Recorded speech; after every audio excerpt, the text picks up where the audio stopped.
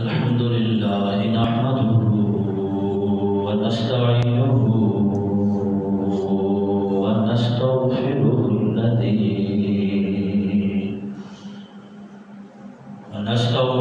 الذي معبودا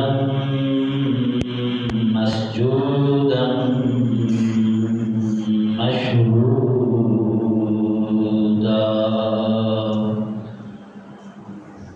مشهودا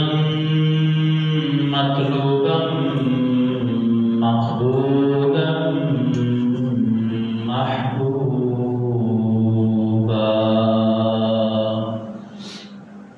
والصلاة والسلام على النبي الولي الأمي المكي العربي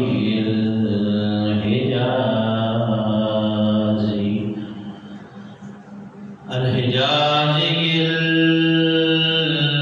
الهاشمي القرشي المطلبي وعلى آله وأصحابه وأزواجه وأولاده وعترته وأنصاره وعلى أهل بيته الطيبين الطاهرين الأكملين الأجملين.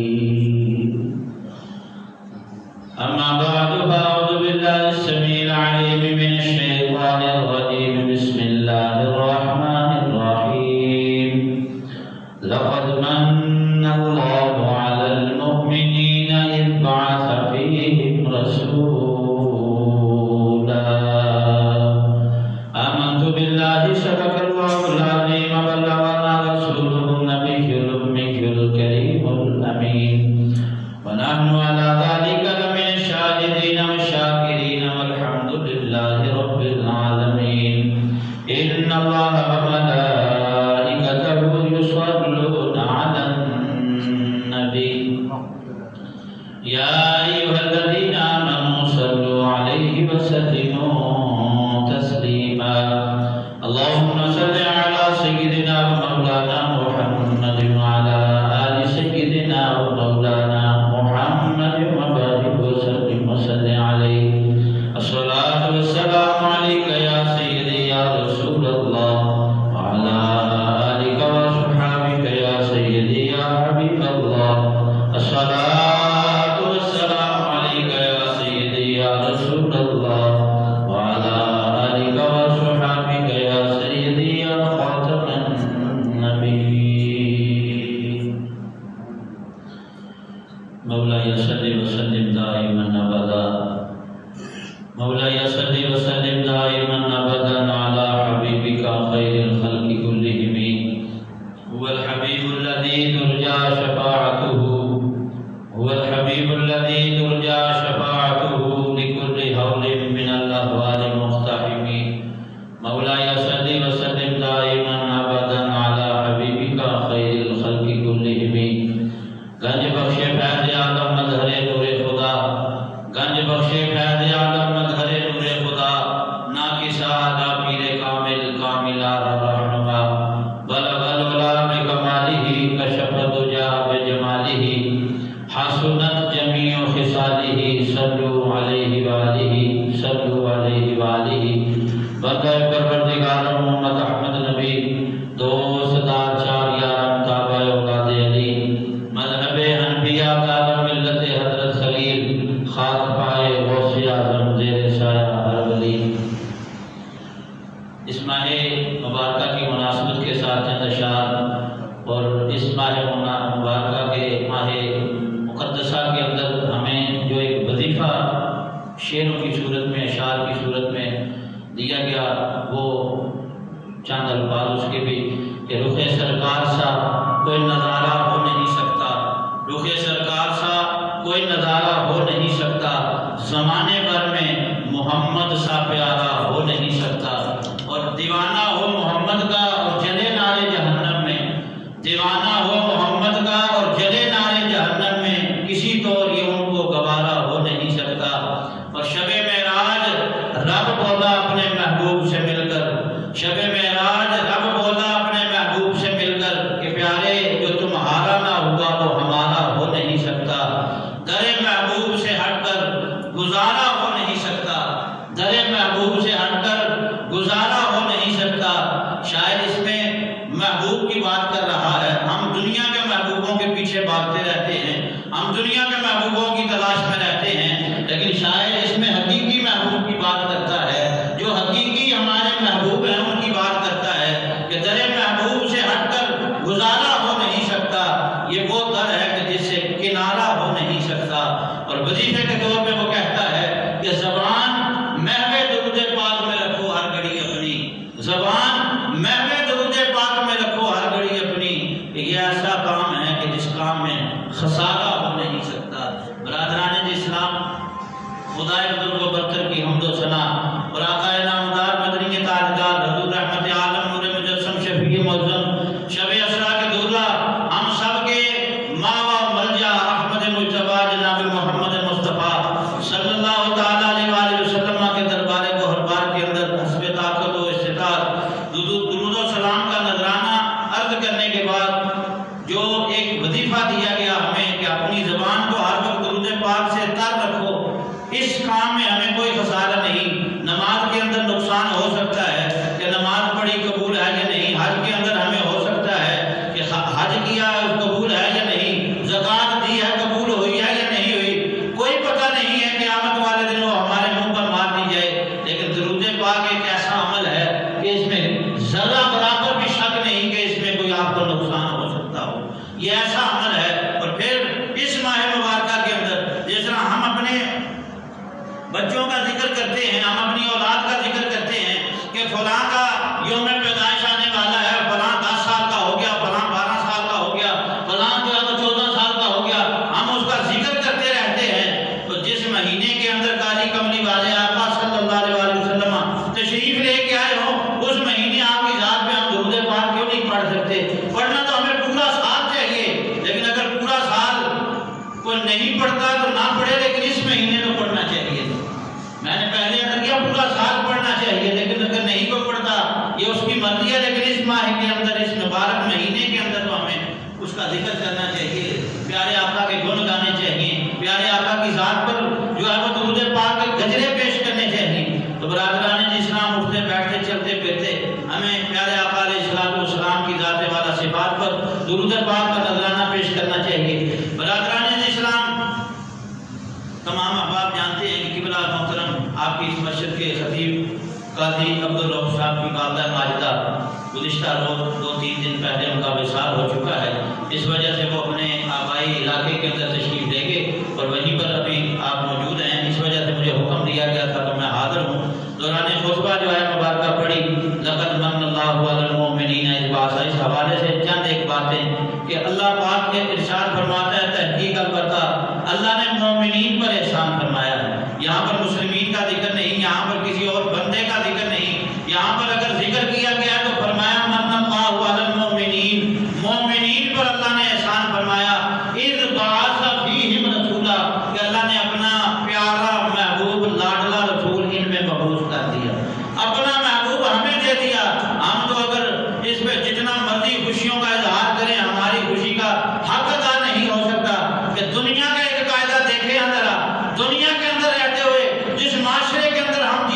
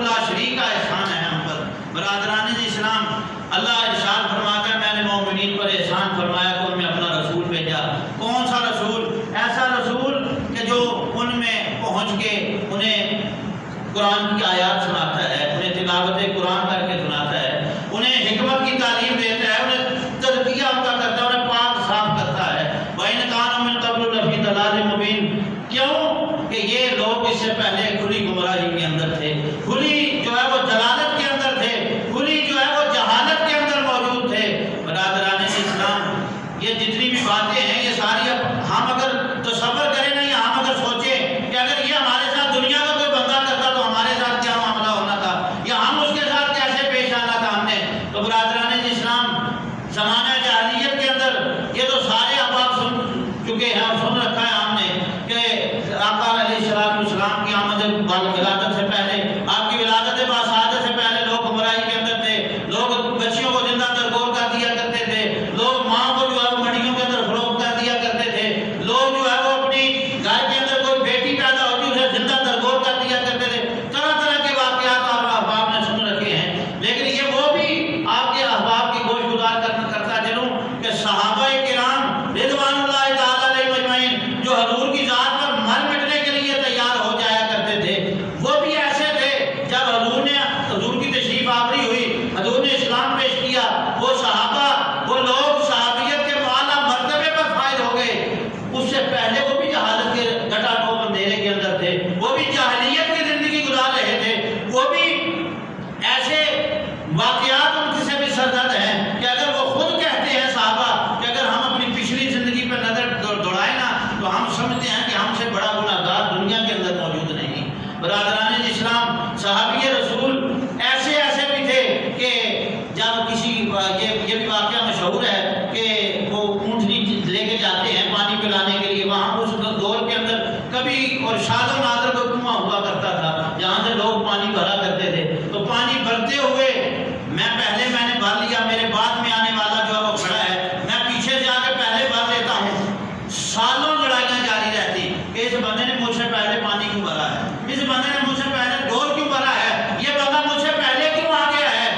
صرف پانی پلانے پہ جھگڑے شروع ہو گئے، صرف جو ہے وہ سبقت لے جانے پہ لڑائیاں ہو گئی۔ برادران اسلام، وہ صحابہ کہ جو لڑائی جھگڑے پر تل جایا کرتے تھے، کئی خاندان، کئی نسلیں جو ہے وہ اس دنیا فانی سے جو ہے لقمہ اجل بن گئی، صرف اس بات پہ کہ اس بندے نے مجھ سے پہلے پانی کیوں بھرا ہے۔ برادران اسلام، جب پیارے آقا علیہ السلام کا احسان اللہ کی طرف سے ہم پر نازل ہوا تو یہ وہی صحابہ تھے جو ایک دوسرے پر مر مٹنے کے لیے تیار ہو جایا کرتے تھے، جو ایک دوسرے پر جانیں قربان کرنے کے لیے تیار ہو جایا کرتے تھے۔ جنگ کا موقع ہے، غزوے کا موقع ہے، ایک صحابی رسول کی جان جا رہی ہے، وہ کہتا ہے مجھے پیاس لگی ہے پانی پلاؤ، لیکن ساتھ ہی دوسرے صحابی رسول کی آواز آتی ہے کہ العطش کی آواز آتی ہے، وہ جس نے آواز لگائی تھی پانی کے لیے وہ کہتا ہے میری خیر ہے اسے پانی پلا دو، دوسرا کہتا ہے نہیں میری خیر ہے تیسرے کو پلا دو۔ برادران اسلام، راوی کہتے ہیں وہ صحابی رسول جن کے ہاتھ میں پانی کا پیالہ تھا،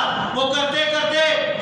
جتنے بھی صحابہ کے لاشیں پڑے تھے وہ ساروں کے درمیان گھوم کے جاتے ہیں، ایک صحابی دوسرے پر سبقت نہیں لے کے جاتا، وہ کہتا ہے یار اسے پلا دو میری خیر ہے، اسے پلا دو میری خیر ہے، کرتے کرتے سارے صحابہ جان جانے آخری کے سبقت کر دیتے ہیں۔ برادران اسلام، وہ صحابی رسول کہتے ہیں کہ جب میں پیالہ لے کے پہلے صحابی کے پاس پہنچا دیکھا ان کی جان نکل چکی ہے، دوسرے کے پاس پہنچا ان کی جان بھی نکل چکی ہے، پہلا ایک چکر لگا لیا انہوں نے کہ ایک کہتا ہے دوسرے کو پلاؤ، دوسرا کہتا ہے تیسرے کو پلاؤ، کرتے کرتے ساروں کے پاس چکر لگایا، بالآخر جب آپ پہلے پھر دوبارہ پہلے صحابی پر پہنچے نا ان کی جان پہنچ چکی تھی، اللہ کے حوالے ہو چکی تھی۔ برادران اسلام، یہ صحابہ تو وہ ہیں کہ جب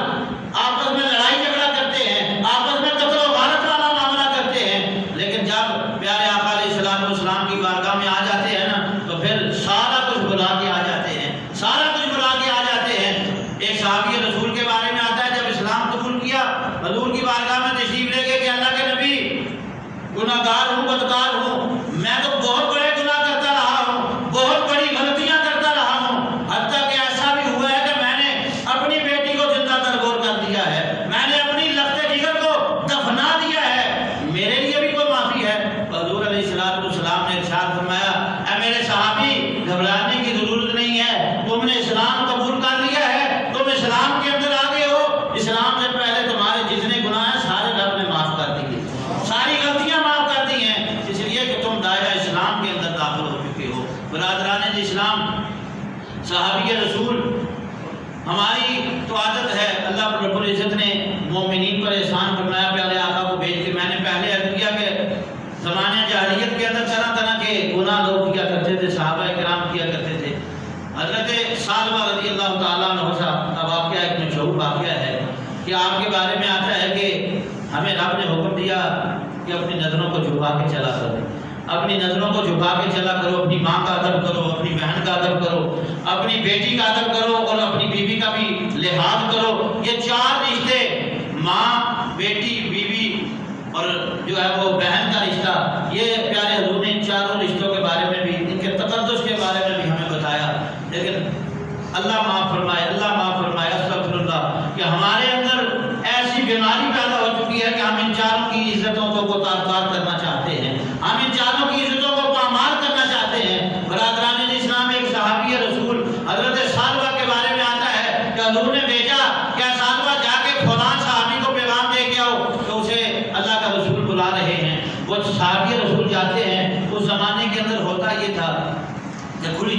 کرتی تھی. آج کل تو جدید دور بھی ہے, غسل خانے اور وہ جو ہے وہ باتھ روم وغیرہ اور ہر طرح کا سسٹم موجود ہے. اس زمانے میں کھلی جگہ ہوا کرتی تھی. آج کل دیہاتوں کے اندر جو گئے گزرے دیہات ہیں وہاں پر بھی آج کل ایسا رواج موجود ہے کہ کھلی جگہ پہ جو ہے وہ نہانے کا انتظام موجود ہے. وہاں پر ہی مرد بھی نہاتے ہیں, وہاں پر عورتیں نہاتی ہیں, سارا معاملہ ہوتا ہے. تو وہ صحابی رسول فرماتے ہیں کہ میں جا رہا تھا, راستے کے اندر جا رہا ہوں تو میری نظر نہیں پڑی, صرف ویسے میری نظر اس طرح اٹھی تو مجھے پتا چلا کہ کوئی نہا رہا ہے, کوئی اللہ کی بندیاں وہاں پر نہا رہی تھی. صرف اس کے جسم پر میری نظر کی پڑنے کی دیر تھی. وہ صحابی کہتے ہیں کہ حضرت سال بعد سالوں کی طرح ہونا شروع ہو جاتا ہے. صرف اس کے جسم پہ ارادی طور پہ بھی نہیں پڑی, غیر ارادی طور پہ نظر پڑ گئی. یہ نہیں کہ آپ نے جان بوجھ کے دیکھا ہو, غیر ارادی طور پہ نظر پڑ گئی. حضرت سالبہ جو ہے وہ شرمندہ ہو گئے اپنے کرتوت پر, اپنے اس کرم پر, اپنے اس کام پر جو ہے وہ شرمندہ ہو گئے, سالوں کی طرح رونا شروع ہو گئے. حضرت حضور صلی اللہ تعالیٰ علیہ وسلم انتظار کر رہے ہیں کہ سالبہ واپس نہیں آ رہے. حدیث کے اندر موجود ہے کہ ایک دن نہیں, 2 دن نہیں, 3 دن پیارے آقا علیہ السلام انتظار فرماتے رہے تھے سالبہ کا. سالبہ واپس ہی نہیں آئے. حضور پریشان ہو گئے کہ سالبہ کہیں ایسا نہ ہو جنگل کے اندر گیا ہے, کہیں ایسا نہ ہو وہیں پر اس کی جان نکل گئی ہو. برادران اسلام, غیر ارادی طور پر عورت کے جسم پہ صرف نظر پڑی ہے. ہماری عادت کیا ہے, اللہ ہمیں معاف فرمائے, کہ ہم دیکھتے ہیں تو دیکھتے ہی رہ جاتے ہیں کہ یہ کہاں سے آئی ہے, کہاں جانا ہے, کیا کرنا ہے, کیا نہیں کرنا. وہ حضرت سالبہ بیان فرماتے ہیں کہ میں شرمندگی کا عالم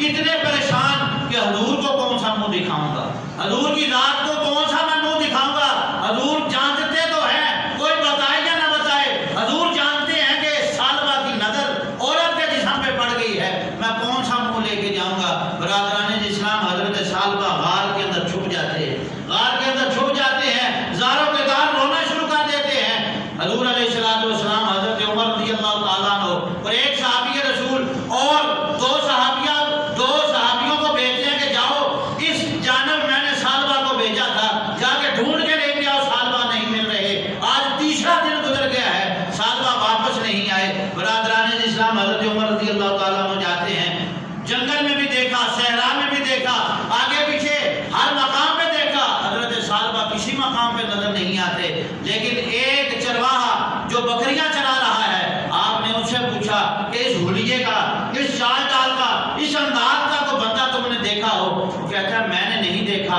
لیکن ہوتا رات کا جب پہر آتا ہے, جب رات کا لمحہ آتا ہے تو اس مقام پہ ایک بندہ آتا ہے. وہ بندہ اس زاروں کے دار سے روتا ہے, اس گریہ زاری سے روتا ہے, اس دردناک انداز سے روتا ہے کہ خدا کی اس دھرتی پہ میں نے آج سے پہلے اس طرح زاروں کے دار روتے ہوئے بندہ کوئی نہیں دیکھا. وہ چرواہا بتا رہا ہے. جب حضرت عمر نے اس چرواہے کی یہ بات سنی نا, سمجھ گئے کہ یہ سالبہ ہی ہوں گے, ان سے کوئی غلطی سرزد ہوگی.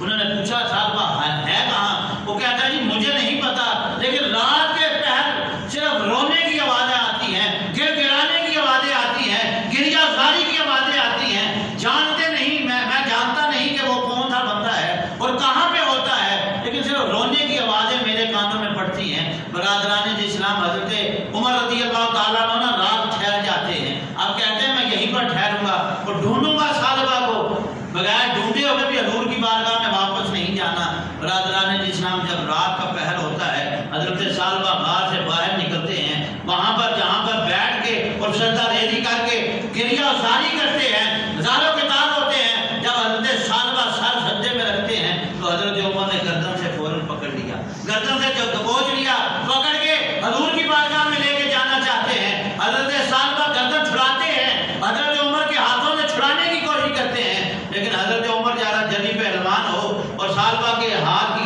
گردن ان کے ہاتھ میں ہو تو کون چھڑا سکتا ہے. حضرت عمر نے فرمایا ہے سالبہ تجھے حضور کی بارگاہ میں لے کے جانا ہے. سالبہ عرض کرتے ہیں اے میرے صحابی, اے میرے دوست, اے میرے یار, اے اللہ کے بندے, میں حضور کی بارگاہ میں جانے کے قابل نہیں ہوں, مجھ سے غلطی سرزد ہو چکی ہے, مجھ سے گناہ سرزد ہو چکا ہے, میں حضور کی بارگاہ میں جانے کے قابل نہیں رہا. برادران اسلام, حضرت عمر کھین کے سالبہ کو حضور کی بارگاہ کے اندر لے جاتے ہیں. برادران اسلام, غیر ارادی طور پہ میں عرض کر رہا ہوں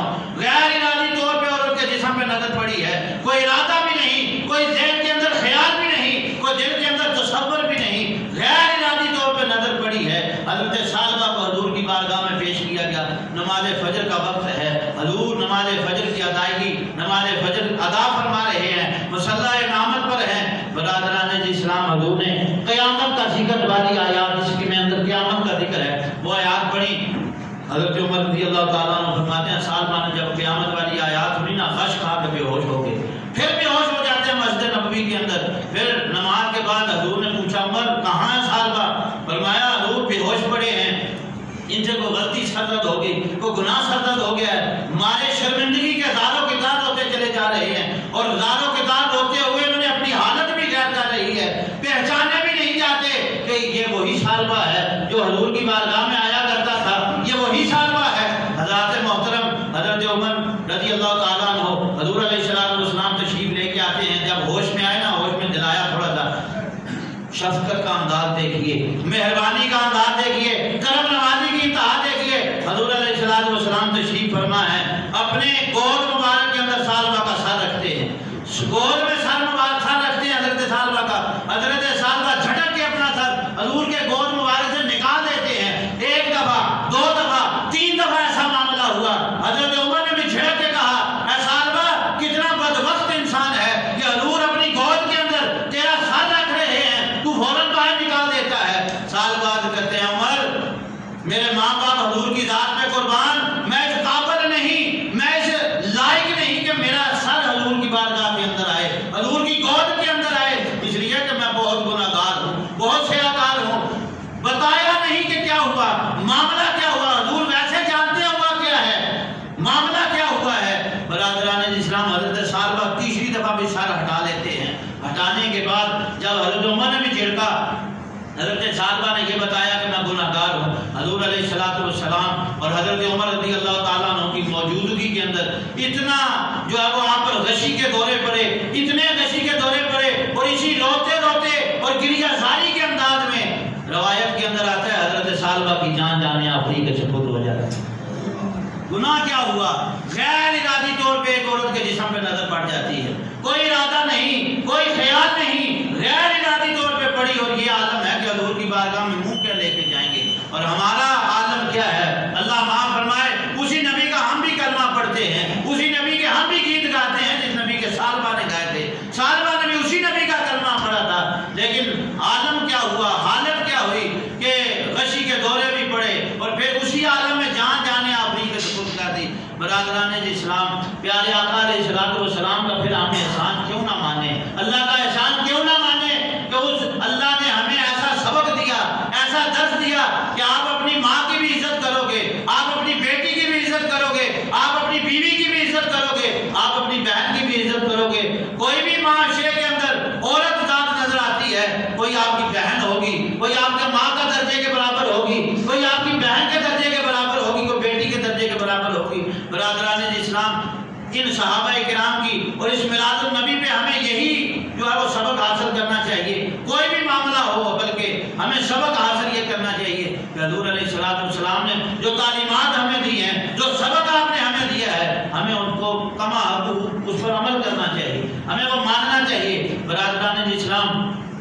پیارے آقا علیہ السلام کی ذات اس وجہ سے ہمارے لیے اللہ نے احسان بنا کے بھیجی ہے۔ بہت سارے احسان ایسے اور بھی ہیں کہ صحابہ کرام دشمنوں کے دشمن، آپس میں دشمنی، آپس میں لڑائیاں، لیکن جب اسلام آیا، جب کمری والے آقا تشریف لائے، جب اللہ نے احسان عظیم فرمایا، وہ صحابہ ایسے صحابہ کہ وہ آپس کے اندر بھی بڑے پیار محبت والے، آپس میں بھی پیار محبت والے، اور پھر ایسا اخلاق پیش کیا کہ دشمن بھی جو ہے وہ آپ حضور علیہ السلام کا کلمہ پڑھنے کے لیے تیار ہو جایا کرتے تھے۔ برادران اسلام، اللہ نے اسی لیے ارشاد فرمایا لقد من اللہ علی المؤمنین اذ بعث فیہم رسولا، کہ مومنین پر میں نے احسان فرمایا ہے۔ جو مومنین ہیں، جو ایمان والے ہیں، وہ سمجھتے ہیں کہ کمری والے آقا کا آنا ہمارے لیے احسان ہے، آنا ہمارے لیے جو ہے وہ رحمت کا باعث ہے، آپ کا تشریف لانا ہم پر اللہ کا فضل